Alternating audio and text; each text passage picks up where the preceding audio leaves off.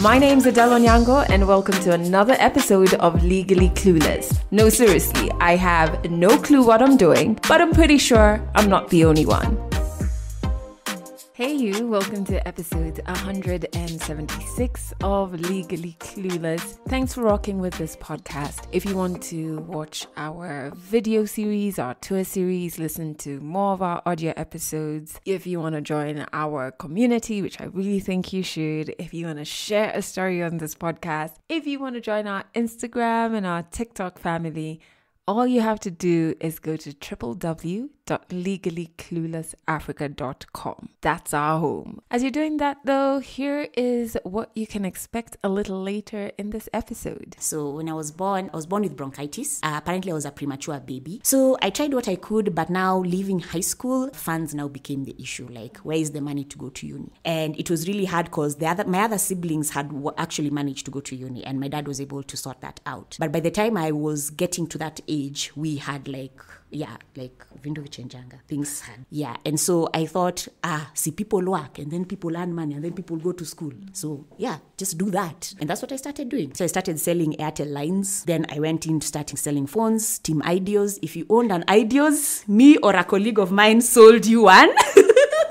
Because my best friend told me, do yoga, at least it will help you sleep. Even me, for that time, even though I was practicing yoga, I thought yoga was something for, rich, white, thin people. That is Auma's story, and it's coming up a little later. And I really can't wait for you to get to know her better because she's going to be one of the yogis at our upcoming Legally Clueless Africa event. I'll give you more details on that in a bit, but it would be awesome to see you there, so stay listening. However, let's jump into the song of the week, which this week, oh my goodness. So I really loved this particular music duo for like my entire radio career.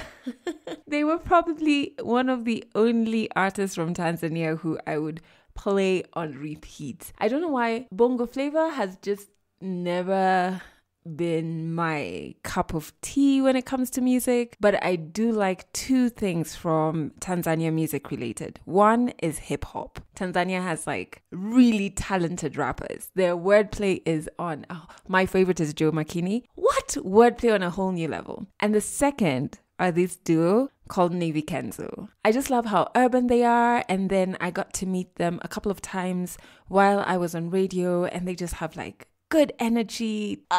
So it makes you even like the music more. So this weekend, I was just like letting YouTube decide what plays next. And then I hear this song, I'm like, ooh, that sounds good. Kumbe, it's Navy Kenzo. I was like, what? I have to share this song with you. So it's called Manzese. It's a love song. I'm going through a period of really loving sickening, yucky love songs. I don't know what's going on. But this one, I was just like, oh, it's so cute. It's so sweet. So I decided to just spread that energy with you. So check out Manzese. I put a link to it in the show notes, or you can just search it. It's by Navy Kenzo. Okay, how this has come a little late in the episode. I should have started with this, but I really hope you're doing okay. I hope you're hanging in there, and as usual, are surrounded by grace and peace. Let me tell you, moving out of Nairobi was the best decision I have ever made. Like, yo. So I'm completely in a different county, which is crazy. So I've moved from Nairobi a couple of weeks to the elections to a new county. So I don't even know the people who are running in this county. Like, I see the billboards and the banners. I'm just like, who dat? But the silence is unmatched. Like, listen to that. Like, the only sounds you're hearing is probably like the hum from my laptop, but there's like no noise, no sound whatsoever. There's only one water pump, and guess what? It's mine. So, secondly, I'm not seeing a child in like, what? Since my nieces and nephews' birthdays. Oh my days, I really have. Why are there no kids around here? Where are the children? But the only things that sometimes can be noisy in the morning is like if they're harvesting tea, because there's a lot of tea farms around me, and my neighbor is a farmer, so he has cows, he has sheep, he has chicken, And so sometimes, and donkeys. So sometimes I get to hear some noises, but it's not loud. It's not loud at all. The air is fresh. We're now doing the landscaping. So very soon, at least I can do my garden things. Ugh. I don't know why it took me so long. No, I actually do know why it took me this long, and I'm going to share it. When you are other, and by other, I mean you don't conform, you kind of like see life through a very different lens from the average person in society, and you are not trying to live according to society's rules or like steps of progression. You know what I mean? If you are other and you vocalize your ideas before you're strong enough to stand in them, what happens is a lot of people will tell you it's not possible. A lot of people will constantly have this energy towards you, which is like condescending, or, oh, this person doesn't know what they're doing, they're not settled in life, etc., etc. And I've found that quite a few decisions I've made in my life have been to redeem how people around me view me. So almost to like shed off that tag of other. Yet that's really who I am, you know? And so even like moving out of Nairobi is something that a few people close to me thought was strange, was somebody making a decision without doing due diligence or just kind of like living in their head. Yet, me in my head, I'm like, this plan makes sense. Oh, my days. You know, everything has just come together because like I work mainly from home. I go into Nairobi. Like now we are producing season 3 of the Legally Clueless video series. So actually episode 1 could be out this Friday. Yeah, so I'll go into Nairobi for that. There's a huge mall not too far from me, so I do my grocery shopping there. It's really made me be a bit more organized in that regard because I can't like just order takeout. So I'm doing a lot more cooking for myself, which is great. And like, I just keep wondering, why did I let people get into my head? Because this is one of the best decisions I've made for myself in a very long time. Easily like in the last 10 years. Yeah, it's that wild. So yeah, it's like, it's wonderful. I think while I'm here, I can remember that life is not social media. Life is not all the noise that I had around me. Life just is. It's what is in the moment. So whether it's like earlier today when my caretaker climbed the avocado tree to get me avocados, because you remember I said that I really loved them. You know, I was really in that moment and we ended up having a long conversation, which was brilliant. Or I just went outside to like bask in the sun for a bit. I painted a pot today. Like just things that I'm like, these are such regular things, but I was always made to feel like life has to be, you have a 9 to 5, you work, or whatever other roles society places on you, when really life is what you want it to be. I hope that makes sense. I really hope that makes sense. But at the very least, listen to that silence. I'm giving you so many stories. But before we get to, speaking of stories, before we get to 100 African stories, I want to tell you about our season 3 video series partner. We're very excited for this season to be partnering with Guinness because we share a common goal of wanting to celebrate dope African creatives by amplifying their stories. And so how Guinness is doing this is their new series. It's called The Black Shine's Brightest Stories. And it's really a behind the scenes look of how pioneering Africans in fashion, in the arts, in music, in food. I know episode 1, it's all about food. And just how these artists are breaking new ground. So the stories will premiere on DSTV. They premiered on the 23rd of July, tonight as well, which is the 24th when I'm recording this. And in case you're like, damn it, I missed it. Not to worry. They will still be on DSTV, Maisha Magic, on the 30th and 31st of July at 6:30 p.m. So it gives you a chance to get more intimate, with these African visionaries behind the vision. And trust me, the stories are just as inspiring as the stories you get to hear here on Legally Clueless, which is why we partnered with Guinness on this. I really think we need to keep amplifying African stories, especially in the creative fields, and celebrating that, because they are using bits of the African culture to create. So this is how we push the culture forward. You know what I'm saying? Yeah. So make sure you don't miss it. It is the brand new show by Guinness called The Black Shine's Brightest Stories. And of course, they are our partners for season 3 of the Legally Clueless Africa video series. Oh, I can't wait. If you have not subscribed to our YouTube channel, the link is in the show notes. Make sure you subscribe right about now. Let's jump into 100 African stories. In this episode, you get to meet somebody who's going to be part of our yoga event that's upcoming. She's one of the yogis. Her name is Julie, aka Auma, and her story is all about pregnancy complications and how they led her to yoga. But first, listen to this. Hi, my name is Julie. My name is Catherine. And we are going to be your leaders for our yoga well-being workshop here at Kanga Studio. We'll be doing mindful practice, meditation, so yoga for your mind, and then we'll move our bodies so we can get physical and get to access our bodies using yoga, and then we'll finish with a discussion circle where we get heart-to-heart discussions. Most of the time we process our trauma in our minds, and this workshop is going to be an opportunity to process that trauma in our bodies. We're looking forward to having the Legally Clueless Africa community. So see you on the 6th of August from 10 a.m. at Kanga Studio, Nairobi. Tickets have to be bought in advance. They're 4,000 bob and are inclusive of lunch. Grab your tickets right now on legallycluelessafrica.com, Hustle Sasa, or just click the link in the description. 100 African stories on Legally Clueless. Stories from Africa. Government name is Julie Auma. Team Majale, we are very many. And where in Africa, I'm from Nairobi, Kenya. When I was young, what I wanted to be when I grew up was to be a doctor. So when I was born with bronchitis. Apparently, I was a premature baby. Fun fact, the lungs are the last thing to develop when somebody is in utero. Is that the word? I don't know. But yeah, so the lungs are one of the last few things to get in. Yeah. So yeah, I was born premature. So apparently, a lot of premature babies have chest issues. Apparently, that's a thing. If we need to start a WhatsApp group, yeah. But yeah, so I was born with bronchitis. I had to be in that incubator thing for a while. And then my parents were like, now what are these? Because all the rest of my siblings, they were like, twende, we go.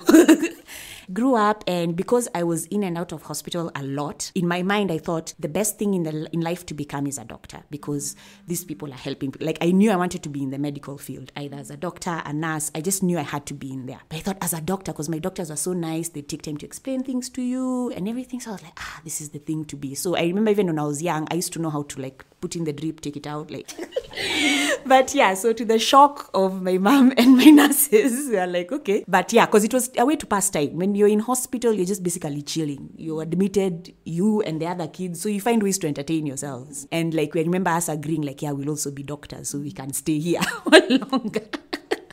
So yeah, that's how I went through life. And then, of course, life as it does, it happens. And then in high school, I was like, do pure sciences. So, you can do the thing. And then that didn't work. I mean, chem was just a nightmare. But physics and bio, we were like, okay, we are good. And when I couldn't do physics, I was like, that's going to drop my performance really low. And I just knew at that point I wouldn't be a doctor. Instinctively, I knew. But I was like, let me just do my best. So I tried what I could, but now leaving high school, funds now became the issue. Where is the money to go to uni? And it was really hard because my other siblings had actually managed to go to uni, and my dad was able to sort that out. But by the time I was getting to that age, we had vindo vichenjanga. Things had it wasn't exactly the right financial time for me to make that group. And so I thought, what do I do? And now I decided, let's just work and then figure ourselves out. It's kind of when you call yourself for a meeting and you're like, hey, here it's not going to work. So you need to arrange yourself. Like, you just know, like, deep down you just know. So when I discovered that and I was like, ooh, this is the realization and this is not going to happen for me. I was like, okay, so now what is our plan B? Yeah, because I don't know where that came from, but it was just like, always just have a plan B. Like, if this doesn't go well, what's your plan B? Yeah, and so I thought, see, people work and then people earn money and then people go to school. So yeah, just do that. And that's what I started doing. So I started selling Airtel lines. Yeah. Then after selling Airtel lines, I started working for a distributor. I started selling modems. And then I started working in customer care for Airtel at the time. And we were doing Airtel Money. And every time I would go into a role, I just somehow transitioned into a training state. Like, it would just somehow end up there. And I wasn't like being aware of it at the time. But in retrospect, I was like, why do I end up always training how to do the thing? So yeah, that happened. So, do customer care, then train the other customer care people. Do this, then train the other people. Then I went into starting selling phones, Team Ideos. If you owned an Ideos, me or a colleague of mine sold you one. Yes, Ideos. Oh my God, good times. So it was a lot of overworking, selling, convincing people that they need this phone in their lives. Buy Ideos. And then what's the next phone? Y220. Buy Y220. What was the next phone? Buy X5. Buy X5. Like, it was just buy these things. That was very much our day and night. So like, it was overworking to the point where I don't think I enjoyed a proper like Christmas holiday, like until after. It's just like work. Anyway, so and then that also transitioned into like my passion for like just learning how things work and phone. At that time it was phones. And I started training on like, these are the specs, this is how you sell, this is that. And then I was at that time, starting a family, and I had my first child, and my first and only child at this point. And when I was pregnant with her, apparently, because I don't know why nature does this to women, we're just like, so you don't matter, it's the future generation. So sometimes what happens in some people is that when you're carrying a baby, your ab muscles, so like if you think of your ab muscles in the muscle level, it's like a split in the middle, and then the like quote unquote the packs on the sides. So that middle part can sometimes separate to create space for the child. Yes. So up until this point, no exercise, no, like, I wasn't the kind of person, let's go run. From who, from what, for why? Like, no, thank you. Let's go work out. Why? Like, I wasn't that person. My idea of workout was to go clubbing and you dance the whole night and then you wake up, oh, my thighs are aching. Okay, win. So at this point I was like, okay, so now what do I do? I've had this baby. I can barely hold her because, keeping yourself upright leads a lot of the core muscles. But also, thankfully, it wasn't as serious as me needing surgery to correct it, because sometimes also for some people in time, it kind of fuses back together. So yeah, nature can be an ass, but can also be helpful. So yeah, it was able to fuse back together, and that took time, and also that took me discovering yoga, because my best friend told me, do yoga, at least it will help you sleep. So when I was starting to do the yoga, it was like, I just need to sleep properly, because when you have a baby, they are young, they are crying, they are awake when they should be asleep, they are asleep when they should be awake. It's all the things. So I was like, we'll do yoga for sleep. And then in the process of the Googling and the YouTubing, I was like, there's yoga for also healing that. It's called diastasis recti. Yeah. Essentially now what that happens, and then now fusing them back together. So I was doing those, YouTube yoga flows to be able to do that, just to feel my strength coming back. Easy peasy. I was like, just lie down and then you do these things. I just do them. But I made the mistake of saying, I should go for class, like a real class. And then I discovered, so I went on the Googles, because even me for that time, even though I was practicing yoga, I thought yoga was something for, rich, white, thin people who are like Zen, they're so, yeah. So that was what I thought it was. And then, so when I was like doing the yoga, I was like, actually, this is kind of fun. It's not just for these people. And then when I discovered Africa Yoga Project, who at the time were doing free classes, and this was in 2016. And so, yeah, after that, I've come out from maternity leave, and I was looking for a place I could practice.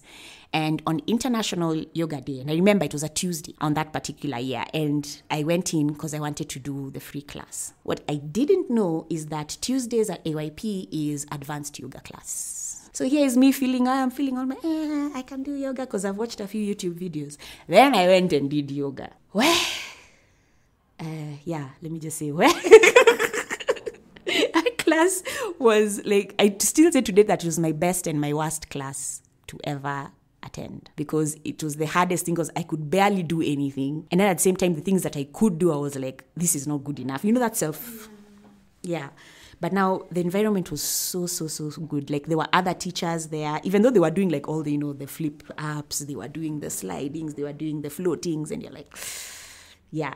And I remember the teacher says, like, there's no such thing as watch pose. Because at some point, I gave up. Now I started looking at people. I was like, now what are these? Kunaenda juku? Like, the teacher was like, no, there's no such thing as watch pose. You do what you can. And so, yeah, I got back into the practice. But it was such a fun and a chill environment. In fact, I remember in that class, Catherine was also there. Yeah, my first ever yoga class. And I remember like she was saying, yeah, do it. And I was like, yeah, this is the place to be. I felt invited. I felt welcomed. I didn't feel like I was in a competition. I just felt like, just do the thing. So yeah, we went downstairs after class and I found out they are looking for an academy coordinator, which is like essentially a training role. And at that time I'd figured out maybe training is the thing. So I said, let me just apply. I mean, what's the worst that could happen? Because at the time I wanted to leave where I was working because I didn't feel it was healthy at the time. But at the time the finances also said, hey, you must wait until an opportunity arises.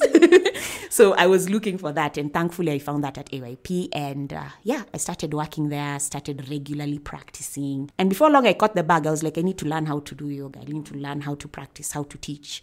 And I did my teacher training in 2017 with Catherine. A teacher training, or in our case, a 200-hour teacher training, is basically you are taught how to teach yoga. And as a yoga practice, I can see as part of the tenets of being a yoga teacher is not just to say, do this. You also must experience it for yourself. So you're not just going to be told, this is a down dog, and then you do 1, 2, 3. You also have to experience it in your body. So 200 hours is basically, you go in. In our case, it was a resident program. In some places, they do it like every other weekend or the weekend.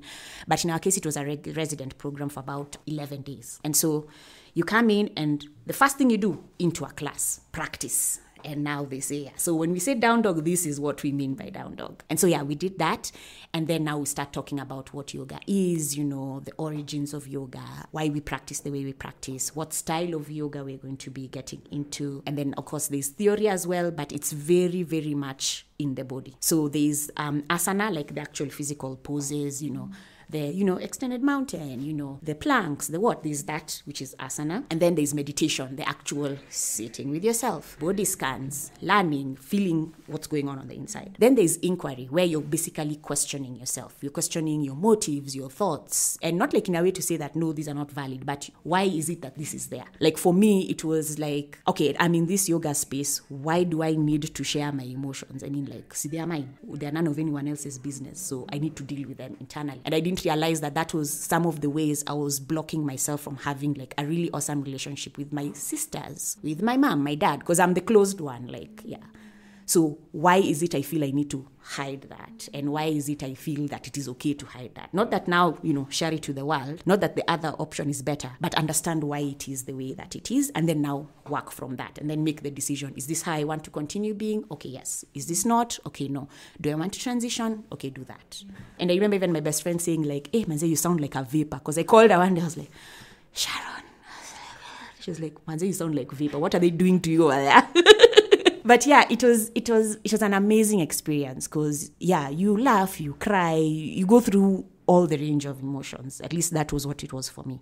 And at the same time, you're also learning an actual skill. So I like that it worked on the internal, the being the person, and then also having a skill. Because for many of us in that room, that was the skill you learned. That was what's going to help you push you forward in life. And then at the same time, it's also something you can use for yourself. All right, so in teacher training, there are a bunch of exercises you do. There is a bunch of different work you do. And one of the things we go through in that teacher training is they ask you, what is your story?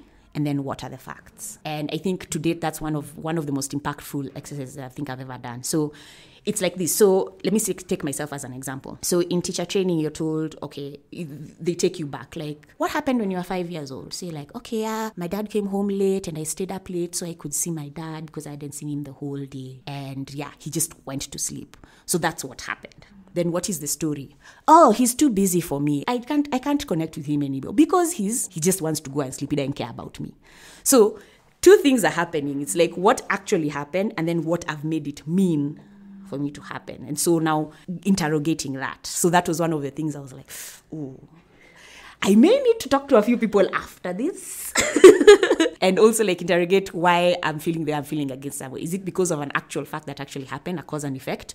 Or is it because of a story I've created about this person or this situation? Yeah. And I think also, like for me, it was that realization of, number one, the world does not revolve around me. And then number two, I can actually also make things happen. So I'm not also completely helpless. So that was one of the biggest things I think came out of teacher training. And then also as a skill, because I thought just being employed is good enough, but I wanted to create something. Yeah, like ever since I can remember, I think maybe it was because of the fact maybe a story or something. I was very much aware of my own, like I could die at any time. So I didn't want to go and just be like, okay, she lived, she died, she was fun.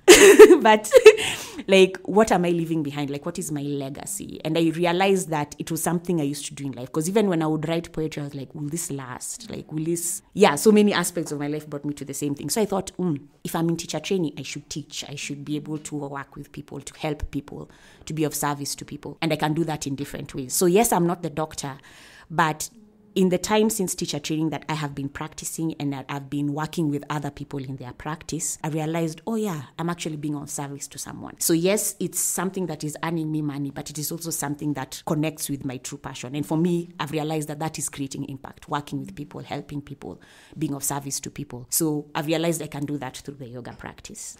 Yeah, so what comes next is now talking myself out of it. Because I've realized that sometimes I do that. Like, you've learned this amazing thing, and then the responsibility of it hits you. Like, hiya, now you have to go teach a class. What do you mean? Like, now you have to go and actually do the thing you said you were going to do. Okay. So now you talk yourself out of it. You're like, but I'm not experienced enough. I'm not doing this.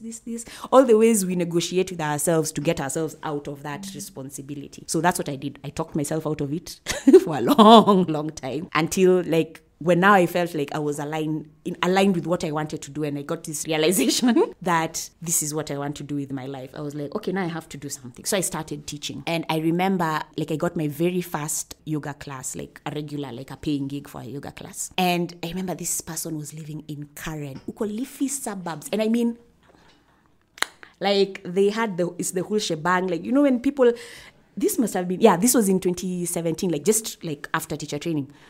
And it was this beautiful house, these modern looking houses where it's just like a window at the front and like it's all like open plan. And I was like, hey, So it was one of those joints. And I remember the lady was like so nice, like, okay, yeah. And she had been practicing for longer than I have been practicing and been a teacher. And at some point I was almost tempted to ask her, why am I here? Like, why am I teaching? In any case, you are more of a teacher than I am. She was like, no, I just need somebody like to hold me accountable. So I'm not. I was like, okay, fine. Yeah, I can do that. So it started like that. And then slowly I started to build confidence. And I remember, she left to go back to her home country. And I thought, let's keep practicing. And then I was able to get, this was like a free class that I started teaching. And this was for children with special needs. So there was a clinic that was close to where I live, and they were dealing with kids with special needs. And so at Africa Yoga Project, there is this lady called Millie Anyango, and that woman is just blessed. Like, she has this heart, especially for children with special needs, and she works with them like day or night. Like, even right now, I'm sure if I wake up, she'll be like, are you at this and this place? She'll be like, yeah. Or if she's not there, she's planning to go there in the course of that week. And so she was teaching us how we can just do like small movements to help them get use of their limbs. These are for children who are living with like cerebral palsy and different other things, and how just getting them in their own bodies. Because for many of them, it's like, even like, because I don't know if it's because of like the physiological results, because I'm also not like very familiar with how that works, but just like getting them to make small movements, move a ball around, move their knees, unlock like, especially their spines, because they're really tight in their spines sometimes. And so, because they're in one position for so long. So getting them to move around and for them to feel nice and feel their back cracking. And then I was able to see that. And I was able to do that for about, I think it was like 3 or 4 months. And I was practicing with these people, and I was like, okay, this is where you're supposed to be. And so I continued looking for classes, for paying gigs. And then I was like, okay, I was getting momentum now.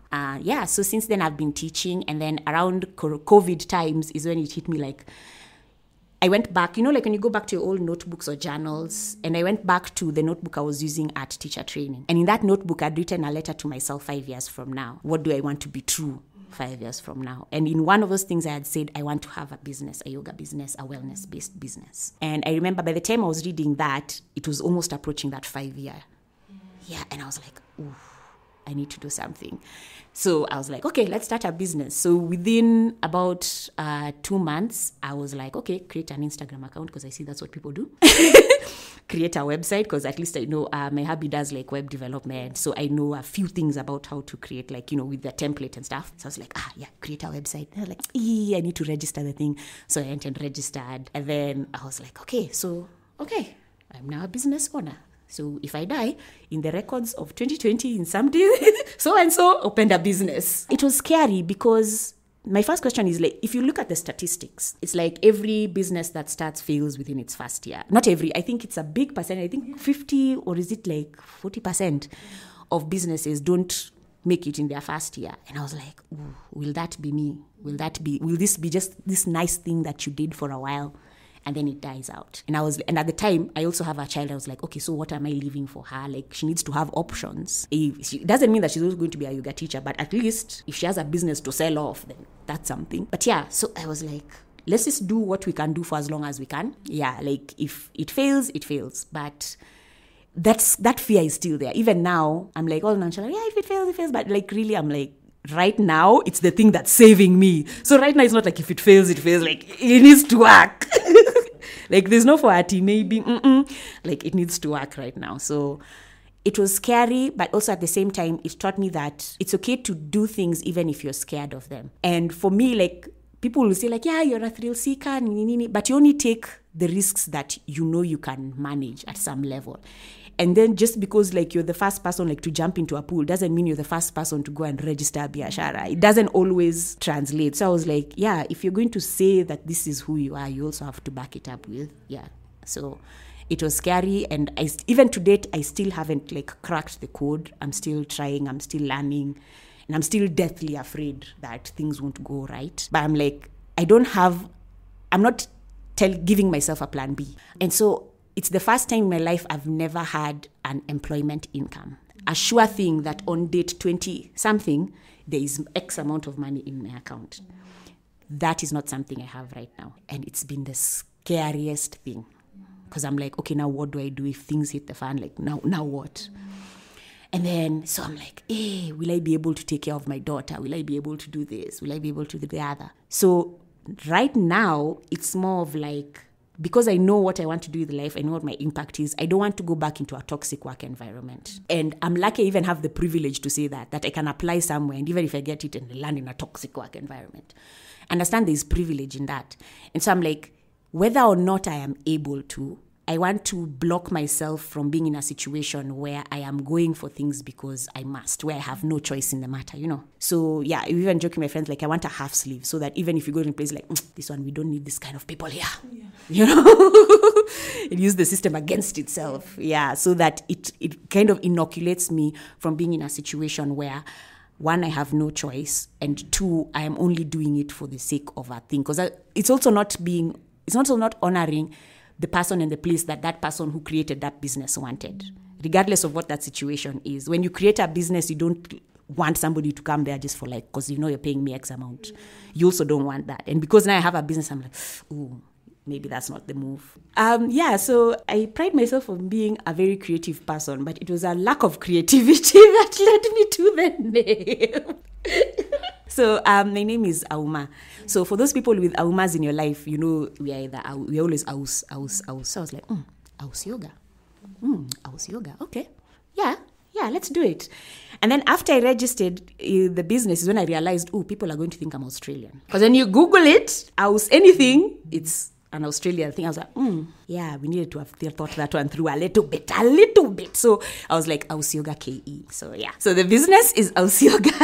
And I say we, even though it's me and my many multiple personalities. So we are a wellness business, and we are based in yoga. So we do yoga classes, yoga retreats, yoga events, and then content. So right now I'm working on getting discipline one and consistency in the content I'm posting. Because something else I've also noticed that majority of the content we can consume yoga-wise is from outside. Yeah, and so I was lucky enough to be in a space where I'm seeing teachers, who look like me, teachers with different body shapes. So that for me now, my reality is not that yoga is for the random white lady. For me now, my reality is yoga is like for people just like me. Yeah. Because right now, actually, and as a result of the work that AYP has done, almost I'm confident in saying that the average person in like Kangemi has more access to yoga than the person somewhere, like, because they have a free yoga class. There's a teacher there. They're practicing together. They're doing outreach classes. And I'm like, yeah, that's how yoga should be, inclusive for all. So yeah, and now I want the content that I create to be about that. And I haven't figured that out yet. The one part I do know, because of, again, with the background I have like in poetry and stuff, I was like, maybe if I can be consistent with blogging about it, that can be something. So that's what I'm now revived like this, or rather the latter half of 2022. Yeah. Being consistent about blogging, what I'm learning on and off the mat. Because again, it's oftentimes that yoga is relegated to just this thing you go and do, like, yeah, we're going to do some yoga, then you go and then you just go back. But the way I've experienced yoga and how it affects my life on and then off the mat, I'm like, yeah, it can't just be that. So the content right now I'm working on, or what I release, is this what I've learned from yoga on and off the mat. Fear, ooh. Yeah, I like sometimes I joke and I'm like, me and fear, we're tight. Yeah, we are buddies, we are drinking buddies, we hang out with each other, we are always checking in on each other, we're like the bestest of friends. Yeah.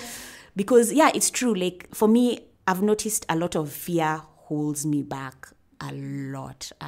It's even to date, it's like even if I do something, I have to, it almost feels like you physically have to push yourself off a cliff just to do the thing.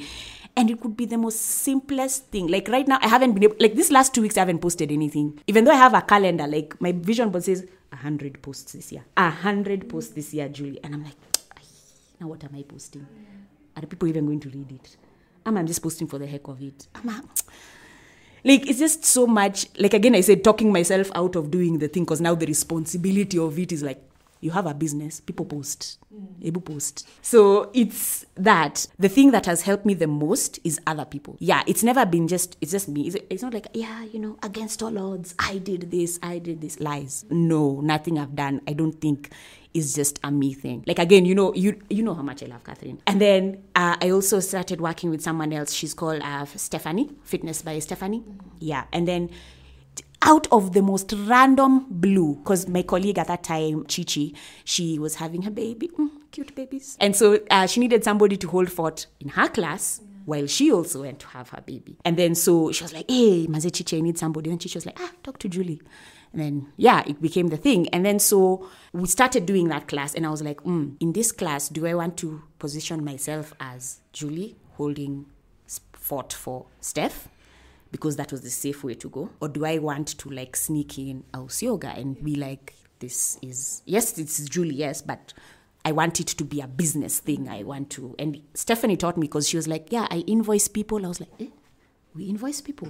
Okay, that's a real businessy, to invoice people. So I remember I was like, how do people invoice? And I found this app and I was like, okay, I can invoice now. So I was like, I'd invoice people. And I was like, grown up. So it was like, yes, there was fear, but there was also that faith that there's that saying, I think, when the student is ready, the teacher appears or something. And so I was like, that was my teacher. And she was like, invoice them, get these things together, do this, do that, do the other. And I would see how she was running her business over there with the contracts and everything. I was like, yes, this is what it means to do a business. And so I would learn from her and I would try it out. And so now it's happened that I held fort for that class for so long that now she's basically, okay, now this is your class. Please exclude me. It's yours. Because I hadn't even changed the name of the group, even though the class was mine. And she was like, why haven't Ebuche, like, it's your class. And then, then I allowed myself, now I can change and I can do this. And so fear, faith in people, that,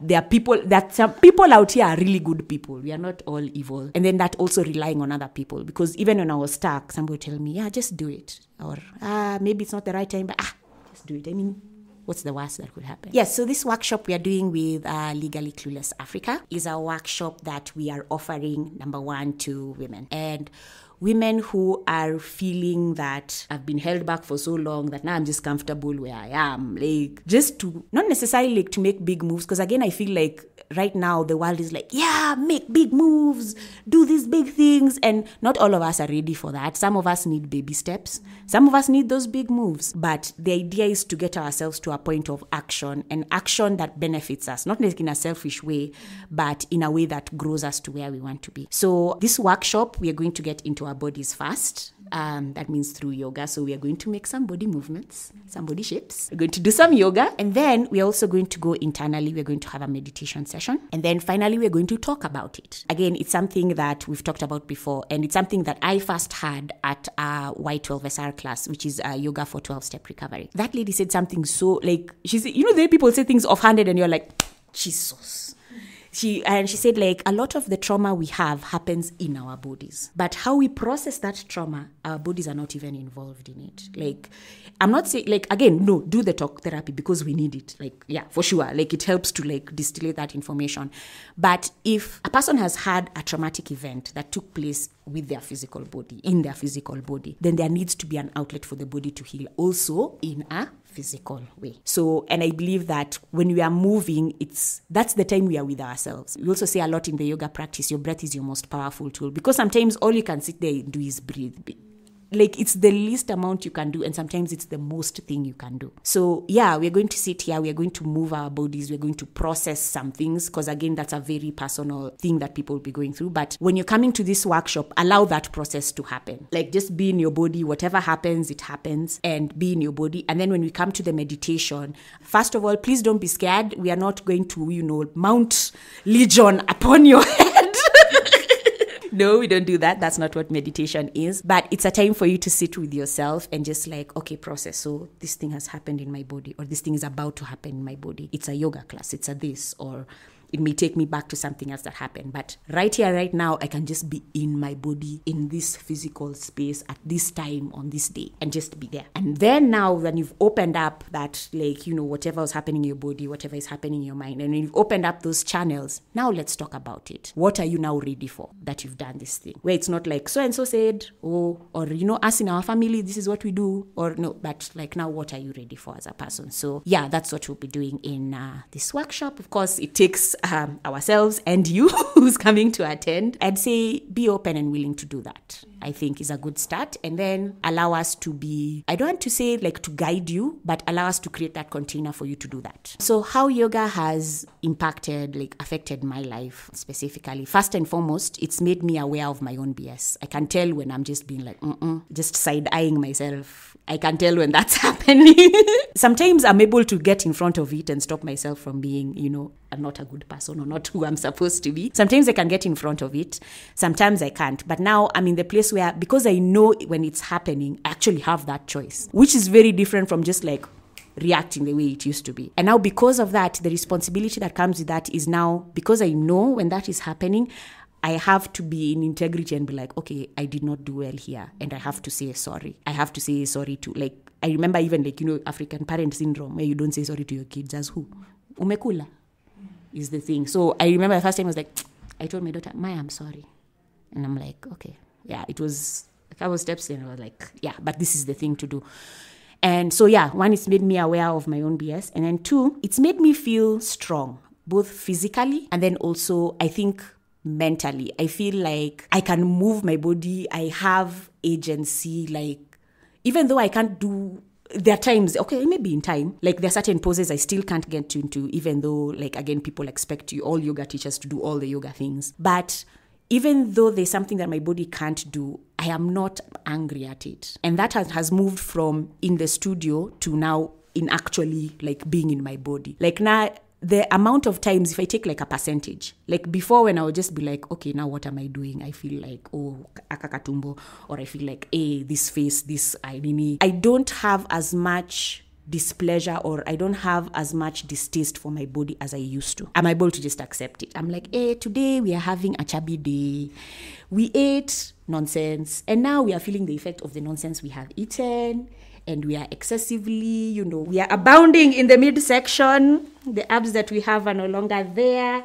There are folds and there are wrinkles and there are stretch marks. But also now sometimes, I pass in the mirror, I'm like, I'm like, yes, I'm feeling it, because I know that my body is mine. It's okay and it's good. It's fine. Some days it's like not what I want it to be, but it's what I have and I'm okay with that. And so that is another thing. And then something else is also helped me in taking risks, and like real risks, not the ones I'm like, this is not scary to me, so I'll just do it. But like real risk where I feel a real fear of loss or failure. Because that is where, those are the things you don't do, where you fear that failure or what will people say and things like that. So it's allowed me now to take those risks and then to learn from them, to be like, okay, this didn't work and it's okay that it didn't work.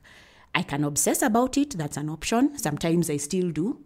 Or I can just move on. Like, it doesn't need to hold me down, and I can move on from a healthy point of view. And I think, and it's also helped me understand or be appreciative of the people in my life. Yeah, because, a lot of times I take people for granted. Like, you got to, my brother, my sister, yeah, too, yeah. So now I've made it a choice that when something good happens or when something new happens, like, say thank you. Like, it's such a simple thing. I remember one of my other best friends saying, Grace, like, you never know how important it is just to say thank you to someone. Yeah, and so, like, nowadays it's a thing. I say thank you, I say please, I say this. And I don't want it to say it, like, in a for-granted manner, because, we are taught, say please and thank you. But to mean it when I say thank you, and to mean it when I say please, and to also ask for what I need. Because, again, I don't know where I got this idea. Sometimes I feel like when you ask for what you need, or when I ask for what I need, I'm like, number one, it shows me as the desperate one. Like, why do you need this thing? What's so important? Like, you can do without, so, you flip it off, but yet it's something you really need. And then also, to allow myself to be vulnerable, to say, I am feeling X, I'm feeling sad, I actually want you to text me, or I don't want you to text me, or this is how it makes me feel when this and this happens. So to be able to be vocal with that. Catch more African stories in the next episode of Legally Clueless. Absolutely love that story. I feel like there's so many takeaways from it. I really, really loved when she talks about the difference between the story you tell yourself and the fact of what happened. And I was like, oh my God, I've definitely told myself stories and just abandoned facts on so many occasions. I was like, please, are you talking to me? Why are you shouting?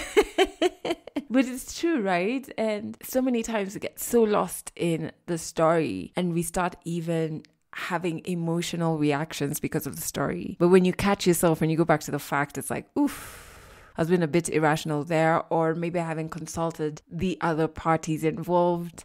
I've just decided I know what's going on in their head. You know what I mean? So yeah, I really loved when she talks about that, because I was like, that's something I'm going to be doing in those type of situations, is just stepping back and being like, okay, what's the fact and what is the story I'm telling myself here? I also love quite a few points she brought out, which reminded me, like, the world, when she said the world doesn't revolve around you. And so many times you will think if something has happened, like the people involved or who were just like in the periphery when it was happening are only thinking about that one thing, when really they're not. Like, and I think my therapist has told me this before. It's just like, the world doesn't revolve around you. Sometimes you think you take up more space in people's heads than you actually do. I liked the idea of writing a letter to yourself. I think I'm in a space where I should actually write a letter to myself and come back to it in like the next 3 years. I don't know. Should we do that?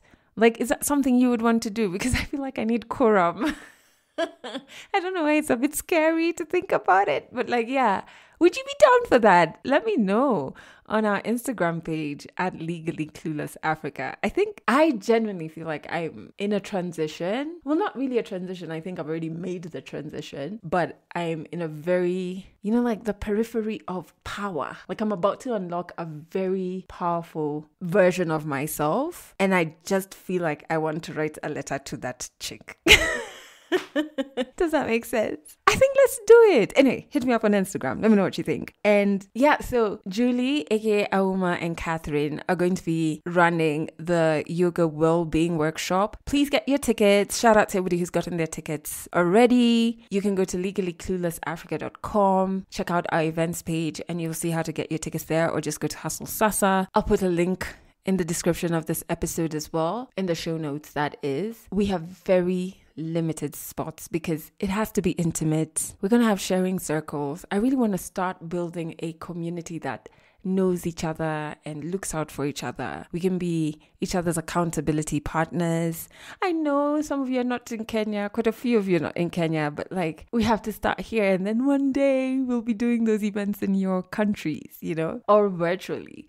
But yeah, I think this will be one of those events that you walk away a much fuller version of yourself. So yeah, if you can, get yourself a ticket. All right, remember that Legally Clueless plays on Trace FM here in Kenya. Go to traceradio.co.ke for a list of all the frequencies. We're there on Monday and Wednesdays at 1 p.m. and 11 p.m. and Fridays at 1 p.m. I'm very super excited because I'm going to be producing something for Trace. I'm very excited about it because from producing our video series, I then went on to produce a 3-part game show on leadership that's going to be out very soon. I'm also executive producing another show altogether, and then now this Trace one. And I say all this not to brag, but just to say that sometimes you can learn a new skill. So don't lock yourself into the only skill that you're comfortable with because you've been doing it for years. Life can push you into different spaces, and they're fun spaces, and more than fun, they're spaces that will expand you. So say yes. Say yes to those spaces. Okay, if you want to share your story on this podcast, we're going into our next story recordings, which is going to be the whole of August. So in the description of this episode, there is a Google form. Fill it out. And I'm going to get back to you and schedule a time we can record your story either in person if you're in Nairobi or in whatever counties I'll be going to in August. Or if you're not in Kenya or not in Nairobi, we can record your story virtually. If you're African, you have a valid story and we want to hear it. So I'm going to end this episode here, and I just want to share something as I end. I have been writing a lot about death, which is not new. I think it's something that both scares me and fascinates me in equal measure. And maybe I write about it a lot to try and understand it or claim power over it. Maybe I'm doing a weird human thing there, but I do write about death a lot. And as I was writing this weekend, which is another good thing about moving out of Nairobi, I've gotten so much writing done. Anyway, the morning after an intense evening of writing, I get a message about a person who, on a national level, many people didn't even know him. He worked in the background, but his work was so important. So important when it comes to women's rights, women's safety, trying to make tangible interventions for women who survived sexual violence. I was fortunate enough to first start working with him and then end up calling him a friend. And I could just tell that this was different. This guy was passionate about the work that he was doing. He wanted women to live better lives. So I got the news that he unfortunately passed away. And then I did this thing where I was like, oh my goodness. Some weeks back, I'd sent him a WhatsApp and he hadn't responded. And I found that very strange. But then life happened and I just kept moving. And then, so I went back to the WhatsApp chat and I was just like, oh my God, this guy is such a light. Just such a light. And then I remembered our last interaction was after an event and I was so tired. I think I'd just come back from a trip, but for him, I would do anything. So I go for this event and afterwards we speak for a long while about the randomest things. I mean, it started with talking about social impact, change, what government needs to do. And then it just morphed into Christmas traditions, him growing up in Mombasa, me trying to understand what that looked like because I only know Mombasa as a place for me to chill. We spoke about so many things. And I remember, at the end being oh, I'm so sorry I've taken so much time. And he was like, no, it's cool. That was a really cool conversation. And then, we went our own ways and went home. But that conversation came at a point in my life when I was like, okay, Adele, you need to be more present in the moment, present in conversation, present in interactions with people. Because sometimes what I would do is I'd be here talking to you, but I'd be thinking about all the things I have to do when I get home or whatever. Now I'm starting to learn how to be in the moment. The next moment will take care of itself. We're not even sure it's going to come, but if it does, it's going to take care of itself. So I'm let's be in the moment. And I'm like, that's how it happens, eh? Like, so that's our last in-person conversation. Thank God I was present. Thank God he was so gracious. Yeah, so I just want to end this episode, reminding you to live in the moment, reminding you to be present. Life is so fleeting. That's it for this episode of Legally Clueless. You can share this podcast with your friends. You can keep it for yourself. I'm not judging. Just make sure you're here next week for the next episode.